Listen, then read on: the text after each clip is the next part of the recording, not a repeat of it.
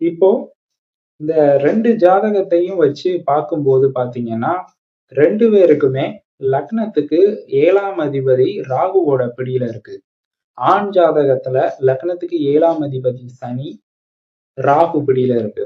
பெண் ஜாதகத்திலையும் பார்த்தீங்கன்னா, லக்னத்துக்கு 7ஆம் அதிபதி குரு, ராகுவோட பிடியில இருக்கு. இன்னொரு ஒரு விஷயத்தையும் கவனிச்சீங்கன்னா, இந்த 2 பேரு ஜாதகத்திலயுமே 7ஆம் அதிபதி அந்த பாவகத்த விட்டு மறைய வேற செய்யுது. ஆண் ஜாதகத்துல 7ஆம் அதிபதி 7ஆம் பாவகத்துக்கு விரயத்துல போயி மறையுது. பாவத் பாவ விதிப்படி 7ஆம் பாவகத்துக்கு 12ல, அதாவது 6ஆம் பாவகத்துல போய் இருக்கு. பெண் ஜாதகத்திலையும் பார்த்தீங்கன்னா, 7ஆம் அதிபதி பாவத் பாவ விதிப்படி அந்த பாவகத்துக்கு சஷ்டாஷ்டகமா இருக்கு. அந்த பாவகத்துக்கு 8ல போய் மறையுது.